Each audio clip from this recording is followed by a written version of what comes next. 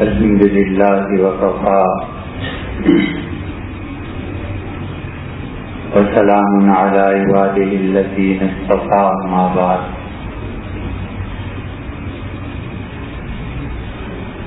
اللہ تعالی نے حضور اکرم صلی اللہ علیہ وسلم کی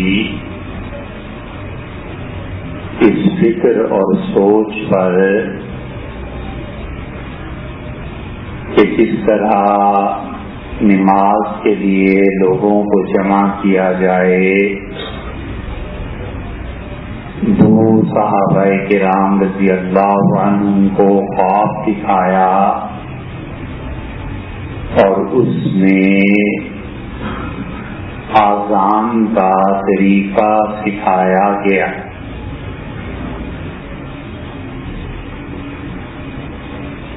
اور آذان کو اس بات کی علامت بنایا گیا کہ لوگ آئیں اور اللہ کی عبادت کریں۔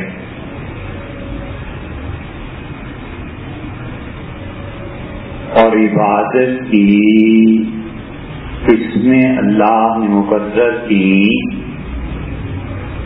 عبادت جسم کے ذریعے، عبادت مال کے ذریعے،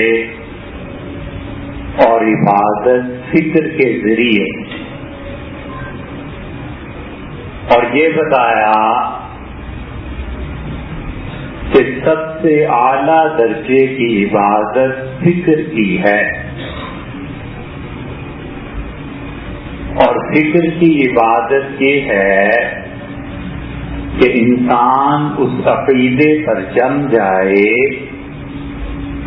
جو عقیدہ انبیاء علیہ السلام اس دنیا میں لے کر آئے تھے، اور اتنا جم جائے اس عقیدے پر کہ وہ عقیدہ اس کا اظہار ہونے لگے۔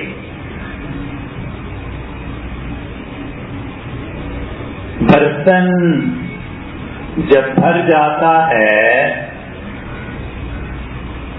تو اس کے بعد زمین کا حصہ اس کی طرف چلتا ہے۔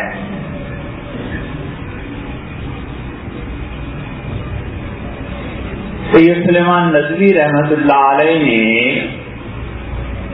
اپنے استاد شبلی نعمانی سے پوچھا، اور اگلے مہینے 14 نومبر کو 100 سال پورے ہو جائیں گے شبلی کے انتقال پہ، اور انشاءاللہ ایک جمعہ آپ سے عرض کریں گے کہ شبلی کیا چیز تھے۔ اور انسان جب دل کا تنگ ہو جائے اور اپنی ذات کے علاوہ کسی کے کمالات کا اعتراف نہ کرے، اور نظر کا تنگ ہو جائے کہ اپنی رائے کے علاوہ کسی کا اعتنا نہ ہو، اور ہاتھ کا تنگ ہو جائے کہ اللہ کی راہ میں خرچ نہ کرے، تو یہ تمام تنگیاں مل کر زوال کا سبب بنتی ہیں، امت کے بھی، فرد کے بھی، اور قوم کے بھی۔ پہلے تو بحث اس بات کی تھی کہ دن منانا بدعت ہے یا نہیں، اور اب بات یہ ہے کہ دین سے اتنی دوری ہو گئی کہ اب یہ بحث سرے سے رہی ہی نہیں کہ بدعت اور سنت کیا ہے۔ اب مرے ہوئوں کو کوئی یاد نہیں کرتا۔ تو شبلی کو گزرے ہوئے اب نومبر 14 میں انتقال ہوا، اور 2014 اگلے مہینے ایک جمعے میں بات کریں گے کہ وہ کیا تھے، تاکہ لوگوں کو اندازہ ہو کہ امتوں کے اٹھنے کے جو ذمہ دار افراد ہوتے ہیں وہ کیا کام کرتے ہیں. اور پھر دسمبر میں آگے چل کے حالی آ گئے اور حالی کے انتقال الطاف حسین حالی کو دسمبر میں 1 صدی ہو جائے گی انتقال کو. اور دنیا میں 2 طرح کے لوگ پائے جاتے ہیں. ایک وہ لوگ جو دنیا سے کچھ لیتے ہیں اور ایک وہ لوگ جو دنیا کو کچھ دیتے ہیں. اور آج کی رات اگر کوئی غور کرے اس بات پر کہ میں نے دنیا کو دیا کیا اور دنیا سے لیا کیا، تو اسے ضرور یہ حقیقت سمجھ میں آ جائے گی کہ جب مجھے مٹی میں دفن کریں گے اور اتار کر آئیں گے تو پھر یہ حقیقت کھلے گی کہ اللہ کے ہاں کامیاب وہ لوگ ہوئے جنہوں نے دنیا کو کچھ دیا اور دنیا سے کم لیا.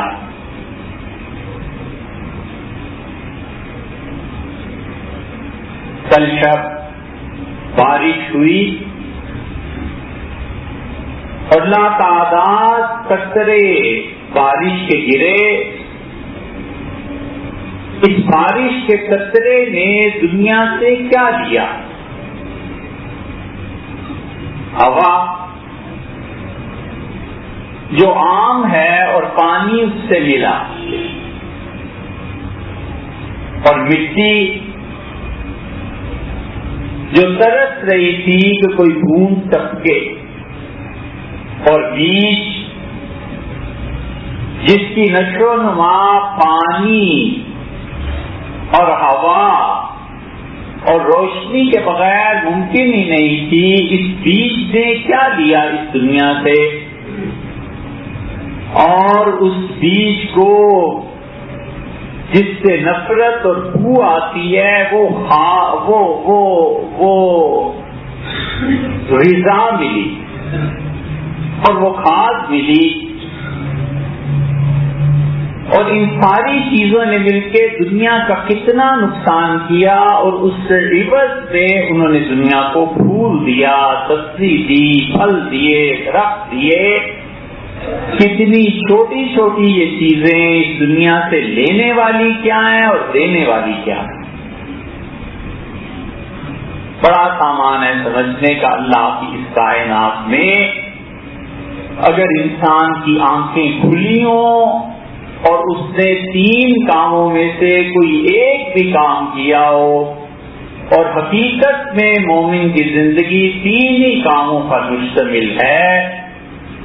سب سے بڑی چیز علم اور تعلیم کا حصول، اور دوسری بڑی چیز اگر علم تک رسائی نہ ہو تو اللہ کے نیک بندوں کی صحبت، جن کا ایک ایک فکرہ پوری کتاب پر بھاری ہوتا ہے. اور تیسری چیز اللہ کی یاد اور ذکر، جس سے انسان کی شخصیت بنتی ہے. اگر تینوں میں سے کسی ایک شعبے میں بھی کوئی کام کیا ہو تو اللہ کی اس کائنات میں سمجھنے کو بڑی چیزیں. سرمایہ دار ہمیشہ یہ سوچتا ہے کہ دنیا نے مجھے دیا کیا،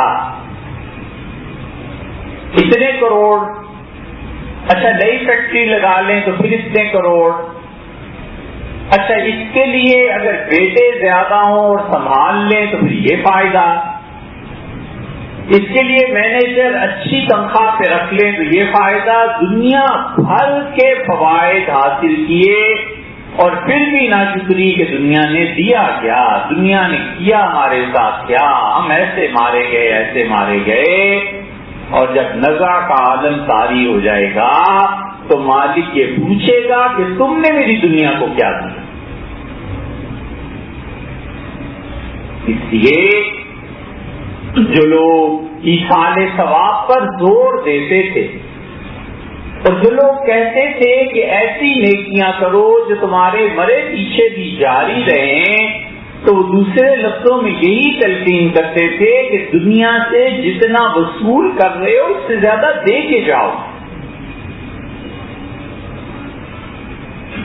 کہ مسجد کسی نے بنائی، محمد علی صاحب نے محنت کی، صلاح الدین صاحب نے محنت کی، اللہ تعالیٰ اپنی شان کے مطابق انہیں جزائے خیر دے اور ان کے عمل کو اللہ ان کی نیتوں سے بڑھ کر قبول فرمائے.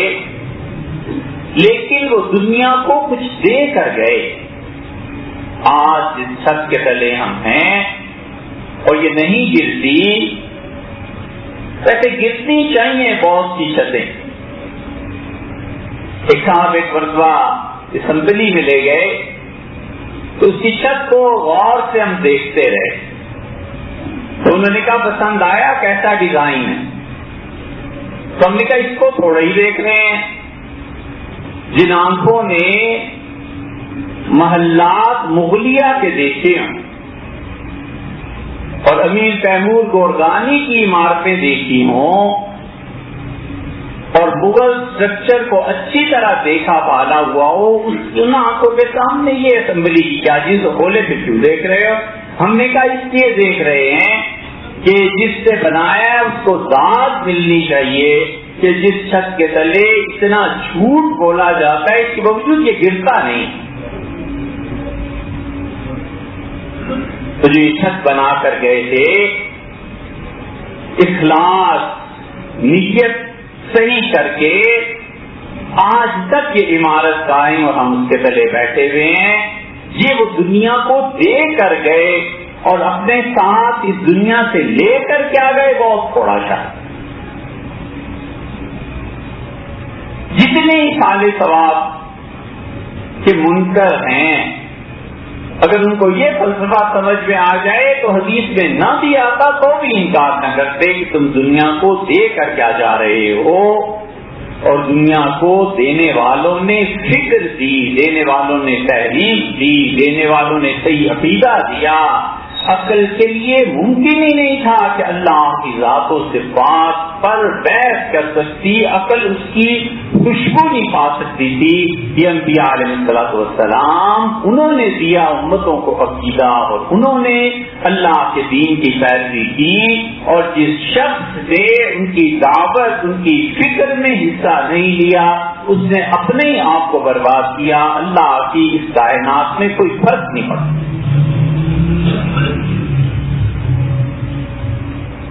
اس لیے آپ کو کبھی زندگی میں تجربہ ہوا ہو، ایک جگہ شاہ ولی اللہ رحمۃ اللہ علیہ نے بہت عمدہ بحث کی ہے کہ نبوت کیا ہے، اور شاہ صاحب رحمۃ اللہ علیہ کی پوری بحث نہایت نفیس ہے. رات کو پڑھ لے تو نیند اڑ جائے اور صبح کو پڑھ لے تو شام تک اس مستی میں سر ہلاتا رہے. کہ کمال کی بات تو یہ ہے، اس نے حضرت ایک بات لکھی، آپ اسے یوں سمجھ لیجئے کہ آپ کسی کی جان بچا لیں. کوئی مر رہا تھا اور ڈاکٹر نے کہا صاحب خون چاہیے، 10 منٹ کے اندر اندر یہ مر جائے گا، اور آپ نے اپنی ہتھیلی اپنی بازو آگے رکھا ہوگا، خون لیجئے اور اسے بچائیے. ایک آدمی کے پڑوسی کو شریف آدمی، صرف آدمی کافی نہیں ہے، کیونکہ آدمی سے انسان بننا اور پھر انسانوں میں سے بھی اشرف المخلوقات بننا، یہ بڑے حوصلے اور بڑی بڑی نصیب کی بات. تو وہ شریف انسان پڑوسی کو پکڑ کر لے جائیں اور پولیس والے بند کر دیں اور معلوم ہو کہ 10,000 دینے تھے، اور شریف آدمی کا پڑوسی چپکے سے 10,000 کیا 10 لاکھ بھی دے سکتا تھا، وہ لے جا کے دیتا ہے اور کہتا ہے صاحب بڑے اچھے ہیں، ہمارے ساتھ ملتے ہیں، نمازی بھائی ہیں، فلاں نیکی، ہمارے دوست، ہمارے پڑوسی، یہ لیجیے پیسے، اور پولیس 10,000 لے کے چھوڑ دے تو جو اندر ایک خوشی محسوس ہوتی ہے. آپ کسی ڈوبتے کو کنارے پر لے آئیں تو کوئی خوشی محسوس ہوتی ہے. یہ انسانوں کی خدمت کر کے کسی کا رشتہ شادی نہیں ہو رہی تھی اور آپ نے پیسے دیے جہیز کے لیے اور بچی بیائی گئی، یہ جو خوشی چند لمحوں کے لیے محسوس ہوتی ہے نا، انبیاء علیہ الصلوۃ والسلام ساری زندگی صبح شام اس خوشی میں گزارتے. یہ نبوت جو خوشی میں چند لمحوں کے لیے آتی ہے، نبی کی نگاہ دروازے کی طرف ہمیشہ رہتی ہے کہ کون داخل ہوا. ایسے ہی تو نہیں رسول اللہ صلی اللہ علیہ وسلم فرمایا تم 1000 کافروں کے قتل کی مجھے لا کر رپورٹ دے دو، مجھے اتنی خوشی نہیں ہوتی جتنی خوشی اس سے ہوتی ہے کہ تم مجھ سے کہتے ہو کہ ایک آدمی مسلمان ہو گیا.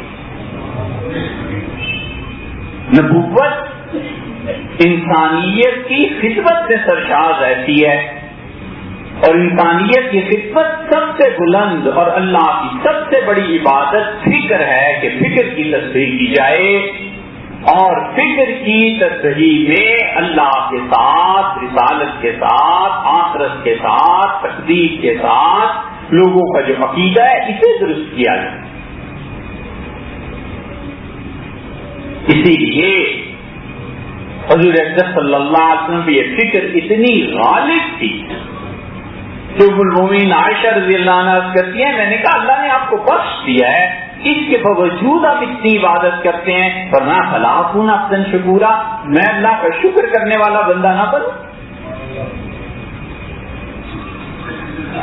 اور اتنا زیادہ درد تھا انسانوں کا کہ خود اللہ کہنا پڑا کہ لعلک باقع نفسک، آپ اس غم کی وجہ سے کہ اپنی جان دے دیں گے آپ کیوں اتنا روتے ہیں، کیوں اتنے پریشان ہیں لوگوں کے بارے میں.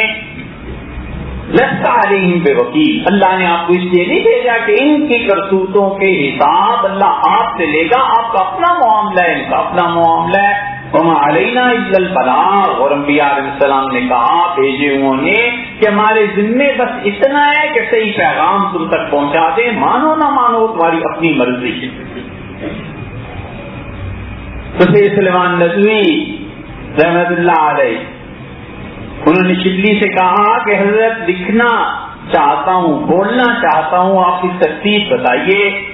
تو انہوں نے کہا میاں کچھ سیکھنے کی ضرورت نہیں، اتنا پڑھیے کہ آپ کے سینے کا علم بہ کر زبان پہ آنے لگے، بس خود ہی آپ بول بھی لیں گے، خود ہی آپ لکھ بھی لیں گے.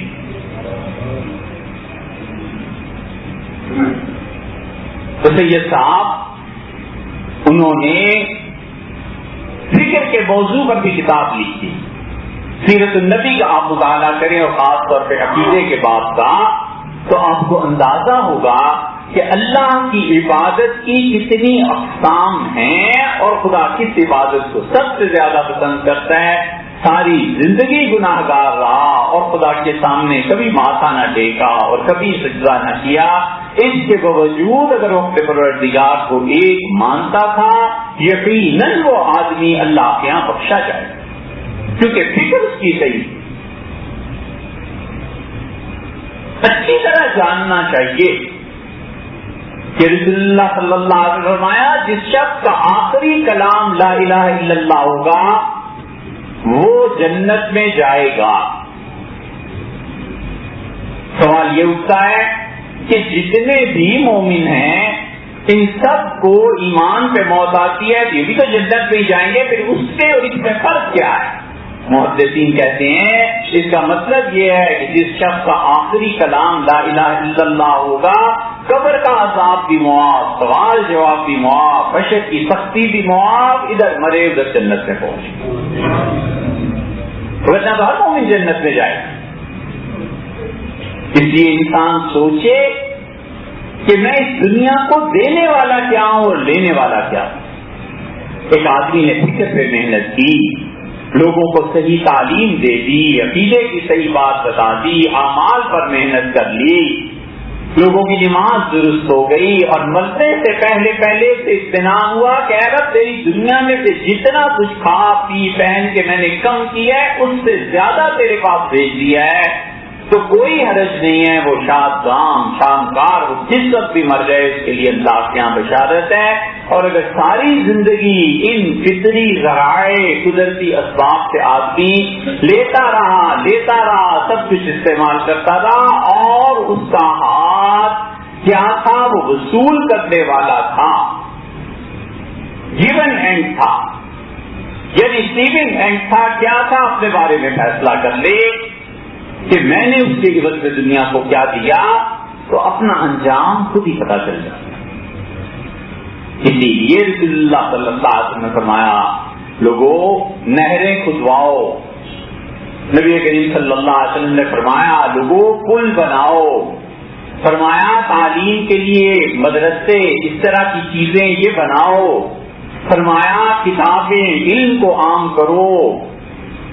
امام احمد بن حنبل رحمۃ اللہ علیہ کہتے ہیں کہ میرا ایک بڑا پیارا دوست تھا، بڑی محبت تھی اس سے، ہر وقت پڑھتا ہی رہتا تھا، ہر وقت جب دیکھو کتاب. تو مرنے کے بعد جنازہ میں نے پڑھایا تو مجھے بڑا ہوا کہ اللہ پتہ نہیں اس کا انجام کیا ہوا ہوگا. تو میں نے اللہ سے دعا مانگی کہ اللہ مجھے اس کا آخرت کا گھر دکھا دے. تو میں نے جنت میں دیکھا اور وہ بیٹھا ہوا ہے اور بڑا خوش ہے اور اس کا پورا گھر کتابوں کا بنا ہوا ہے. چھت دیکھی تو چھت بھی کتابوں کی، دیواریں دیکھی تو دیواریں بھی کتابوں کی. میں نے کہا ہوا کیا؟ کہنے لگا معاف ہو گیا سب کچھ. میں نے کہا گزری کیا؟ فرمایا مجھ سے پوچھا کہ کیا چاہتے ہو؟ میں نے کہا کتابیں دے دیں. تو فرشتوں کو حکم ہوا کہ کتابوں کا گھر بنا دو. میرا بندہ اس سے خوش ہے، ہم بھی اس سے خوش ہیں، وہاں بھی بیٹھ کے پڑھتا ہے. رسول اللہ صلی اللہ علیہ وسلم نے فرمایا ایصال ثواب کی چیزیں کنواں کھدوانے کے متعلق، مسجد بنانے کے متعلق، پل بنانے کے متعلق، تعلیم کو عام کرنے کے متعلق. اور اگر رسول اللہ صلی اللہ علیہ وسلم ہمارا دور دیکھ لیتے تو شاید ہے یہ بڑی بات، اگر ایسے نہ ہو تو اللہ معاف کرے، لیکن اگر رسول اللہ صلی اللہ علیہ وسلم ہمارا دور دیکھ لیتے تو شاید یہ بھی کہتے کہ ڈسپینسری اور اسپتال بناؤ. جس مجبوری میں غریب آدمی مرتا ہے اور جس مجبوری میں انسان اپنے دکھ درد کو اکیلے سہتا ہے اسی کا حصہ ہے. یہ سب چیزیں ایک بس سے بات ہے، اور وہ یہ کہ آدمی یہ سوچے میں نے دنیا سے لیا کیا اور دنیا کو دیا کیا.